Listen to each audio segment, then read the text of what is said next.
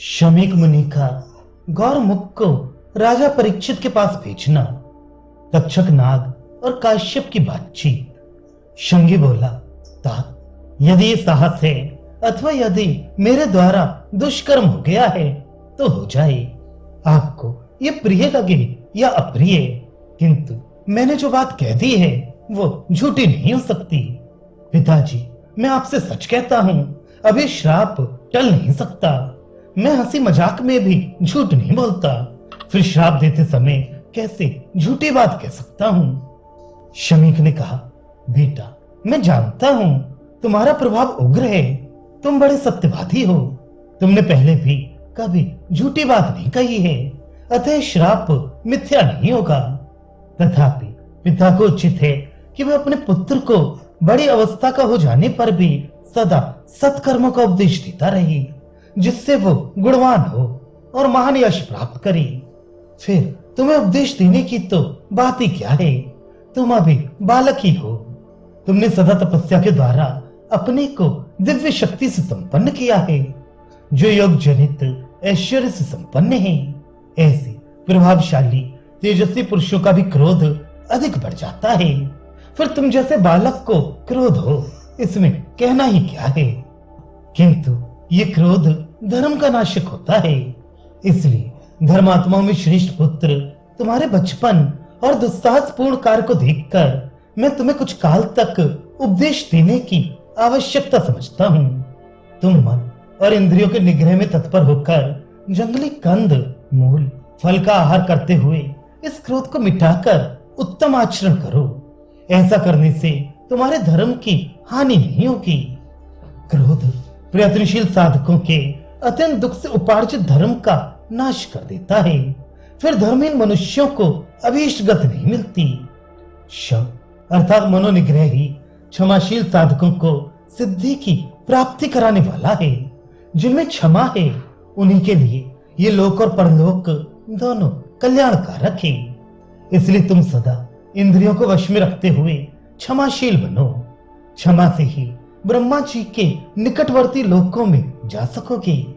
तात, मैं तो शांति धारण करके अब जो कुछ किया जा सकता है वो करूंगा। राजा के पास यह संदेश भेज दूंगा कि राजन, तुम्हारे द्वारा मुझे जो तिरस्कार प्राप्त हुआ है उसे देखकर अमर्ष में भरे हुए मेरे अल्प बुद्धि एवं मूढ़ पुत्र ने तुम्हें श्राप दे दिया है। उग्र शिवाजी कहते हैं, उत्तम व्रत का पालन करने वाले दयालु एवं महातपस्वी शमीक मुनि ने अपने गौरमुख नाम वाले एकाग्र चित्त एवं शीलवान शिष्य को इस प्रकार आदेश दे। कुशल प्रशील कार्य एवं वृतांत का संदेश देकर राजा परीक्षित के पास भेजा। गौरमुख वहां से शीघ्र कुरुकुल की वृद्धि करने वाले महाराज परीक्षित के पास चला गया। राजधानी में पहुंचने पर द्वारपाल ने पहले महाराज को उसके आने की सूचना दी और उनकी आज्ञा मिलने पर गौरमुख ने राजभवन में प्रवेश किया। महाराज परीक्षित ने उस समय गौरमुख ब्राह्मण का बड़ा सत्कार किया। जब उसने विश्राम कर लिया तब शमीक के कहे हुए घोर वचन को मंत्रियों के समीप राजा के सामने पूर्ण रूप से कह सुनाया। गौरमुख बोला, महाराज, आपके राज्य में शमीक नाम वाले एक परम धर्मात्मा महर्षि रहते हैं। वे जितेंद्रिय, मन को वश में रखने वाले और महान तपस्वी हैं। नर व्याघ्र, आपने मौन व्रत धारण करने वाले उन महात्मा के कंधे पर धनुष की नोक से उठाकर एक मरा हुआ सांप रख दिया था। महर्षि ने तो उसके लिए आपको क्षमा कर दिया था, किंतु उनके पुत्र को वह सहन नहीं हुआ। राजेंद्र, उस ऋषि कुमार ने आज अपने पिता के अनजाने में ही आपके लिए यह श्राप दिया है कि आज से 7 रात के बाद ही तक्षक नाग आपकी मृत्यु का कारण हो जाएगा। इस दशा में आप अपनी रक्षा की व्यवस्था करें, ये मुनि ने बार बार कहा है। उस श्राप को कोई भी टाल नहीं सकता। स्वयं महर्षि भी क्रोध में भरे हुए अपने पुत्र को शांत नहीं कर पा रहे हैं। अतः राजन, आपके हित की इच्छा से उन्होंने मुझे यहाँ भेजा है। उग्र शिवाजी कहते हैं, ये घोर वचन सुनकर कुरुनंदन राजा परीक्षित मुनि का अपराध करने के कारण मन ही मन संतप्त हो उठी। वे श्रेष्ठ महर्षि उस समय वन में मौन व्रत का पालन कर रहे थे। यह सुनकर राजा परीक्षित का मन और भी शोक एवं संताप में डूब गया। शमीक मुनि की दयालुता और अपने द्वारा उनके प्रति किए हुए उस अपराध का विचार करके वे अधिकाधिक संतप्त होने लगे। देवतुल्य राजा परीक्षित को अपनी मृत्यु का श्राप सुनकर वैसा संताप नहीं हुआ जैसा कि मुनि के प्रति किए हुए अपने उस बर्ताव को याद करके वे शोकमग्न हो रहे थे। तदनंतर राजा ने यह संदेश देकर उस समय गौरमुख को विदा किया कि भगवान शमीक मुनि यहाँ पधार कर पुनः मुझ पर कृपा करें। गौरमुख के चले जाने पर राजा ने उद्विग्न चित्त हो मंत्रियों के साथ गुप्त मंत्रणा की। मंत्र तत्व के ज्ञाता महाराज ने मंत्रियों से सलाह करके एक ऊंचा महल बनवाया जिसमें एक ही खंभा लगा था। वह भवन सब ओर से सुरक्षित था। राजा ने वहां रक्षा के लिए आवश्यक प्रबंध किया। उन्होंने सब प्रकार की औषधियां जुटा ली और वैद्यों तथा मंत्र सिद्ध ब्राह्मणों को सब ओर नियुक्त कर दिया।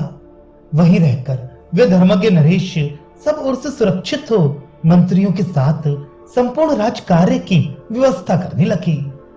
उस समय महल में बैठे हुए महाराज से कोई भी मिलने नहीं पाता था। वायु को भी वहां से निकल जाने पर पुनः प्रवेश के समय रोका जाता था। 7वां दिन आने पर मंत्र शास्त्र के ज्ञाता द्विश्रेष्ठ काश्यप राजा की चिकित्सा करने के लिए आ रहे थे। उन्होंने सुन रखा था कि भूप शिरोमणि परीक्षित को आज नागों में श्रेष्ठ तक्षक यमलोक पहुंचा देगा। अतः उन्होंने सोचा कि नागराज के डसे हुए महाराज का विष उतार कर मैं उन्हें जीवित कर दूंगा। ऐसा करने से मुझे धन तो मिलेगा ही, लोकोपकारी राजा को जलाने से धर्म भी होगा। मार्ग में नागराज तक्षक ने काश्यप को देखा। वे एक चित्त होकर हस्तिनापुर की ओर बढ़े जा रहे थे। तब नागराज ने बूढ़े ब्राह्मण का वेश बनाकर मुनिवर काश्यप से पूछा, आप कहां बड़े उतावली के साथ जा रहे हैं और कौन सा कार्य करना चाहते हैं? काश्यप ने कहा, कुरुकुल में उत्पन्न शत्रु दमन महाराज परीक्षित को आज नागराज तक्षक अपने विषाग्नि से दग्ध कर देगा। वे राजा पांडवों की वंश परंपरा को सुरक्षित रखने वाले तथा अत्यंत पराक्रमी हैं। अतः सौम्य अग्नि के समान तेजस्वी नागराज के डस लेने पर उन्हें तत्काल विष रहित करके जीवित कर देने के लिए मैं जल्दी जल्दी जा रहा हूं। तक्षक बोला, ब्राह्मण मैं ही वह तक्षक हूं। आज राजा को भस्म कर डालूंगा। आप लौट जाइए। मैं जिसे डस लूं उसकी चिकित्सा आप नहीं कर सकते। काश्यप ने कहा, मैं तुम्हारे डसे हुए राजा को वहां जाकर विष से रहित कर दूंगा। यह विद्या बल से संपन्न मेरी बुद्धि का निश्चय है।